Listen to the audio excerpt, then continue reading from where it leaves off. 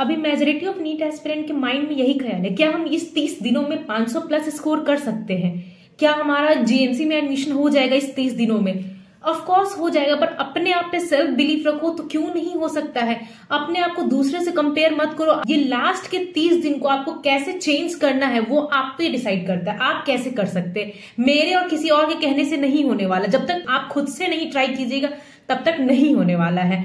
तो आप इस 30 दिनों में कैसे 500 प्लस स्कोर कर सकते हैं, यही मैं इस वीडियो में बताने वाली हूँ। तो hello everyone, I am Saumya Suman, currently 3rd year MBBS student at Patna medical college Bihar. तो इस 30 दिनों को कैसे यूटिलाइज करना है? सबसे बड़ा आता है कि देखो, फिजिक्स है, केमिस्ट्री है एंड बायो है। फिजिक्स तो बनते नहीं है, केमिस्ट्री में मार्क्स नहीं आ रहे हैं, बायो याद नहीं होता। नीट एस्पिरेंट एक्सक्यूज देते हैं कि उनकी 500 प्लस क्यों नहीं आ रहे। इसी रीजंस पे हम लोग काम करने वाले हैं आज, ताकि आपका 500 प्लस स्कोर आ सके। देखो, 500 स्कोर करने के लिए अगर आपने 320 प्लस बायो में लिया है तो बचे आपके 180 मार्क्स। 180 मार्क्स को अरेंज, जैसे आपने फिजिक्स में 100 मार्क्स लिया है या फिजिक्स में 80 लिया है तो आपकी केमिस्ट्री हाई स्कोरिंग सब्जेक्ट, उसमें आपने 120 प्लस लिया है तो आपके आराम से 520 प्लस तो आराम से यही भी हो रहे हैं। बट आपको करना पड़ेगा। तो बायो कितना 360 मार्क्स का होता है and chemistry and 180 and physics 180। 360 तो हाफ मार्क्स आपको बायो से आना है, तो आप 320 प्लस मार्क्स तो बायो में लाना ही पड़ेगा, तभी जाके आपका एक सिलेक्शन हो पाएगा इस ईयर। तो आपको इसके लिए क्या करना पड़ेगा? बायो के लिए सिर्फ और सिर्फ आपको एनसीईआरटी पे स्टक रहना है एंड उसमें भी आपको सारे चैप्टर्स करके जाने हैं। किसी और के कहने पे मत जाओ कि मैंने इतने चैप्टर्स किए हैं, ऐसा नहीं करना है। हमें सारे चैप्टर्स को बायो में करने हैं, वो भी एनसीईआरटी ही करना है। उसके सिवा कोई भी बुक नहीं पढ़ना और कुछ भी नहीं करना है। सिर्फ एनसीईआरटी को पढ़ो। अगर जो चैप्टर समझ में नहीं आ रहा है उसका 1 शॉर्ट वीडियो देखो। एंड हाँ, आप स्टार्ट कर सकते हैं भले हाई वेटेज चैप्टर से, लाइक जेनेटिक्स हो गया, पर जेनेटिक्स सबसे पहले स्टार्ट मत करना क्योंकि उससे बहुत बोरिंग है। वो आपको बहुत ही स्टार्टिंग में ही डीमोटिवेट कर देगा, आपसे नहीं हो पाएगा। इसलिए सबसे पहले जो सेल वाले चैप्टर वो स्टार्ट करो, जो 11th के मॉर्फोलॉजी वाले चैप्टर हो गए। देन आप जेनेटिक्स पे जंप करना, रिप्रोडक्शन वाले चैप्टर हो गए। ये वाले चैप्टर जो यूनिट है वो बहुत इंपॉर्टेंट है, वो हाई वेटेज है। बट आपको बायो में सारे चैप्टर्स करके जाने, किसी एक चैप्टर को भी स्किप मत करना। इसको बहुत रिवाइज करोगे तो आपको दिमाग में रिटेन रहेगा। वो सिर्फ आपको ज्यादा कुछ करना नहीं, सिर्फ जो आपने पढ़ा है उसको सिर्फ अप्लाई करना है। तो आप जितनी बार हो सके उतनी बार एनसीईआरटी को रिवाइज करो और जो चैप्टर आपको समझ में नहीं आ रहा है उसकी 1 शॉर्ट वीडियो देख लो। एंड 1 शॉर्ट वीडियो देखने में आप एनसीईआरटी बुक लेके 1 शॉर्ट वीडियो देखना एंड उसको हाईलाइट करते जाना। और एनसीईआरटी बुक को ऐसा पढ़ो कि आपकी हर लाइन को याद हो जाए, उसके और कोई बुक मत जाना। और इसके बाद आपको एनसीईआरटी आपने उस चैप्टर के पढ़ लिए, उसके बाद आप पीवाईक्यू सॉल्व करो। आपसे भले ही पीवाईक्यू सॉल्व नहीं हो रहे हैं, पर उसके जस्ट बाद आप पीवाईक्यू देखो कि उस चैप्टर में क्या क्या क्वेश्चन पूछे गए तो उस पीवाईक्यू से, एंड उस पीवाईक्यू को सॉल्व करने का कोशिश करो। बट वो उसको बुक में मत सॉल्व करना, एक पेपर लेना 1 to 10 जितने मार्किंग उसमें सॉल्व करना, बुक में मत सॉल्व करना, बिकॉज हमें बार बार रिवाइज करना है।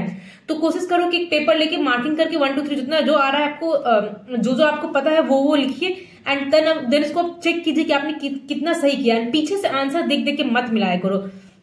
फॉर एग्जाम्पल, अगर आपने सॉल्व किया तो 30 क्वेश्चन सॉल्व किया, 30 क्वेश्चन सॉल्व करने के बाद आंसर देखना। हमारी ये फॉल्ट रहती है कि हम लोग एक क्वेश्चन देखते हैं फिर हम लोग पीछे देख लेते हैं, अच्छा ये इससे देख के आंसर कर लेते हैं। वो हमारा माइंड, वो आप सिर्फ आंसर देख के अपने माइंड को चेंज करे, वो आपके माइंड में वो रिटेन नहीं है। जब खुद से अप्रोच लीजिएगा, खुद से अप्लाई कीजिएगा, हाँ ये मेरे अकॉर्डिंग सही है, वही सिनेरियो आपका नीट के एग्जाम वक्त ही होने वाला है कि आप वो सिनेरियो रखिएगा कि हाँ मुझे यही टिक करना है। तो आप कोशिश कीजिए कि आंसर ना देख के आप पूरा का पूरा पहले सॉल्व कर लीजिए, उसके बाद आंसर देखिए। बायो में सिर्फ इतना कर लोगे तो आपको 320 प्लस आराम से आ जाएगा, क्योंकि बायो सिर्फ और सिर्फ याद करने वाला है। आपके माइंड में जितना हो सके उतना रिवाइज करो और सुबह उठ के आप कोशिश करो कि बुक को पढ़ लो। 500 स्कोर करना आसान है, तो 500 स्कोर करने के लिए आपको 320 प्लस तो बायो में लाना ही होगा। उसके बाद बचे 180 मार्क्स। 180 मार्क्स अगर सपोज आपने फिजिक्स में 80 और 100 के बीच मार्क्स लिया है तो केमिस्ट्री में 120 मार्क्स भी आपने लिया है, तो आपके आराम से 500 मार्क्स, 500 प्लस मार्क्स तो आ ही जाएंगे। इससे पहले मैं ये बता दूं कि आपको ये 3-4 चीज तो करना ही, सारे चीज में आपको ये मैंडेटरी है। लाइक पीवाईक्यू सारे के कर लेने हैं, मॉक टेस्ट तो देना ही है बिकॉज आपने बहुत कुछ पढ़ लिया बट आपने मॉक टेस्ट नहीं दिया तो यहीं पे आप लैग कर जाइएगा। तो पीवाईक्यू कर लो, मॉक टेस्ट दे दो एंड फॉर्मूला शीट को रिवाइज करते रहो। जितनी भी चीजें मैं बताने वाली इस वीडियो में, इस तीनों चीज को आपको कंपलसरी करना ही है सारे चैप्टर्स के लिए। फॉर कंसिडरिंग मैं फिजिक्स और केमिस्ट्री के लिए बोल रही, फॉर्मूला शीट बायो के लिए नहीं। अब केमिस्ट्री पे आता है, केमिस्ट्री कैसे अप्रोच ले। केमिस्ट्री बहुत ही हाई यील्डिंग होता है, आप केमिस्ट्री में अच्छा स्कोर ला सकते हैं as compare to physics. Majority of NEET aspirant को फिजिक्स टफ लगता है, केमिस्ट्री नहीं। तो केमिस्ट्री को कैसे अप्रोच करो? केमिस्ट्री में 3 हो गए, फिजिकल, ऑर्गेनिक, इनऑर्गेनिक। तो केमिस्ट्री में स्टार्ट करो इनऑर्गेनिक से, बिकॉज इनऑर्गेनिक में बहुत अच्छा खासा मार्क्स आ सकता है बहुत कम एफर्ट में, बिकॉज इनऑर्गेनिक आपको सिर्फ और सिर्फ याद करना है। तो उसको कैसे, सबसे पहले आप स्टार्ट करिए पीरियोडिक टेबल से, बिकॉज पीरियोडिक टेबल से बहुत सारे चैप्टर लिंक है, लाइक डी ब्लॉक वाले, पी ब्लॉक वाले, इसलिए आप कोशिश कीजिए पीरियोडिक टेबल से ही स्टार्ट कीजिए। Then jumps to chemical bonding. Chemical bonding के लिए 11th वाले चैप्टर्स हाई वेटेज चैप्टर होता है, 11th से बहुत क्वेश्चन पूछते हैं, इसलिए आप केमिकल बॉन्डिंग कीजिए। फिर पी ब्लॉक आओ, बायोमोलिक्यूल्स आओ, कोऑर्डिनेशन कंपाउंड आओ। इसमें ज्यादा कुछ नहीं करना, आपको सिर्फ और सिर्फ एनसीईआरटी को पढ़ जाना है। एनसीईआरटी नहीं समझ में आया तो 1 शॉर्ट वीडियो देख लो, 2x के स्पीड पे देख लो, एंड उसके बाद सारे के इंडेक्स क्वेश्चन करके जाना। एनसीईआरटी में जो इंडेक्स क्वेश्चन रहते हैं उसको करके ही जाना, और पीवाईक्यू कर लो, इतना इनफ है। इसमें आराम से आप 30-40 प्लस मार्क्स ले आ सकते हैं। 30-40 तो आप यहीं से ले आए, बस आपको याद करना है, इसके सिवा कुछ नहीं करना है। फिर ऑर्गेनिक पे, ऑर्गेनिक बहुत टफ लगता है, बट अब वैसा टफ क्वेश्चन नहीं आते। तो ऑर्गेनिक को अप्रोच करने के पहले आप जीओसी को पढ़ना होगा, जनरल ऑर्गेनिक केमिस्ट्री ही पढ़ना पड़ेगा। अगर आपने इसे पढ़ लिया तो आपको 11th और 12th बहुत आसान हो जाएगा, केक वॉक हो जाएगा आपके लिए। बट आपको जीओसी पर टाइम देना पड़ेगा। जीओसी का वीडियोस बहुत लेंदी रहता है, आई नो, बहुत ही बड़ा वास्ट चैप्टर है, बट कोशिश कीजिए जीओसी को 1 दिन में कंप्लीट करने का। तो आपने जीओसी कर लिया, उसके बाद अपने नेम रिएक्शन याद करो। 12th में सारे के सारे नेम रिएक्शन ही है। तो नेम रिएक्शन हो गया, रिएजेंट के नेम हो गए, ये सब बहुत इंपॉर्टेंट है। ऑर्गेनिक में ज्यादा वो कुछ नहीं पूछता, नेम रिएक्शन पूछता है, रिएजेंट के नेम पूछते हैं, एंड जीओसी का कुछ कुछ मैकेनिज्म पूछते हैं। उतना ना जाके हम इतना भी कर लेंगे, जीओसी पढ़ लिया, नेम रिएक्शन पढ़ लिया, रिएजेंट का नाम पढ़ लिया, इतना काफी आपको ऑर्गेनिक के लिए। और इंडेक्स क्वेश्चन करके ही जाना। और जो ट्रेंड पूछ रहा है, लाइक एसिडिक ट्रेंड पूछ रहा है, बेसिक ट्रेंड पूछ रहा है, वो आपके क्वेश्चंस पूछेगा, वो रट जाओ। जैसे इंडेक्स क्वेश्चन में ऐसे क्वेश्चन है, लाइक एसिडिक ट्रेंड बता दो, बेसिक ट्रेंड बता दो, बेसिक ट्रेंड बता दो, तो वही क्वेश्चन वो पूछते, 4 ऑप्शन देते, उसमें से हाईली एसिडिक कौन है। तो आपने कर लिया ऑर्गेनिक में, तो आपके भी यहाँ से भी 30-40 मार्क्स तो आ ही जाएंगे। देन आता है फिजिकल केमिस्ट्री। फिजिकल केमिस्ट्री बहुत टफ लगता है, because I know it's numerical based, बहुत सारा फॉर्मूला याद करना, यहीं पे आके लाइक कर जाते हैं, यही हमसे सॉल्व नहीं होता है, बिकॉज जब ऑर्गेनिक न्यूमेरिकल्स की बात होती है तो न्यूमेरिकल्स हमसे सॉल्व नहीं होता है। तो आपको सिर्फ और सिर्फ इसमें फॉर्मूला शीट को रिवाइज कर लो, सारे चैप्टर्स के फॉर्मूला भी कर लिया तो एनफ है।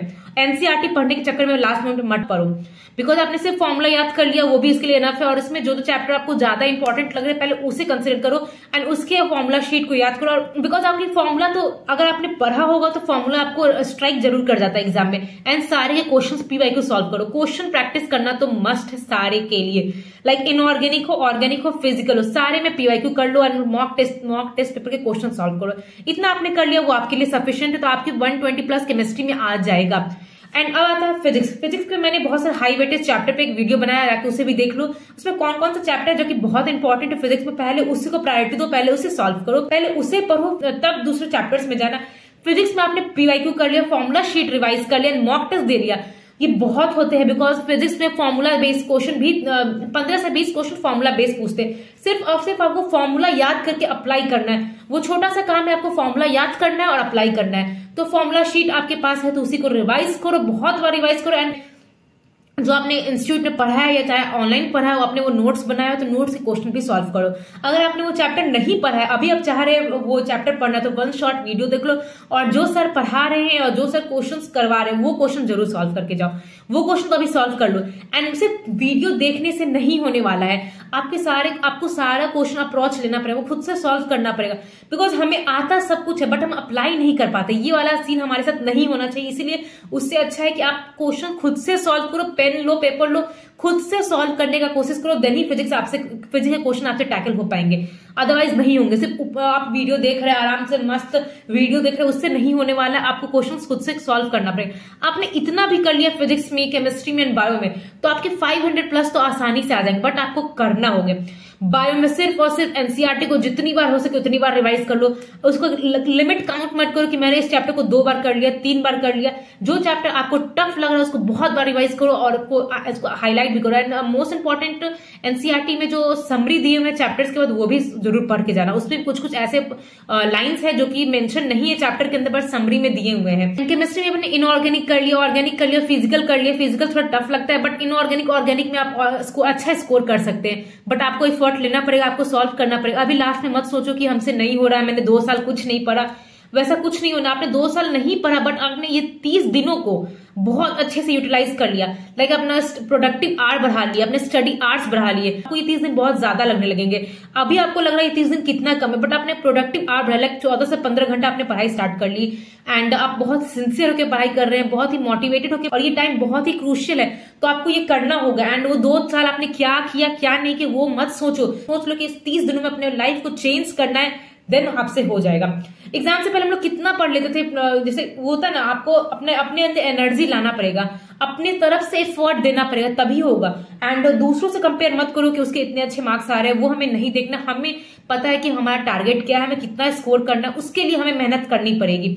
तो उतना आपने कर लिया एंड करना आपको है, आपके लिए कोई नहीं कर सकता है, मैं सिर्फ और सिर्फ आपको हेल्प कर सकती हूँ, बट एफर्ट आपको लेना, आपको अपने तरफ से कोशिश करना है।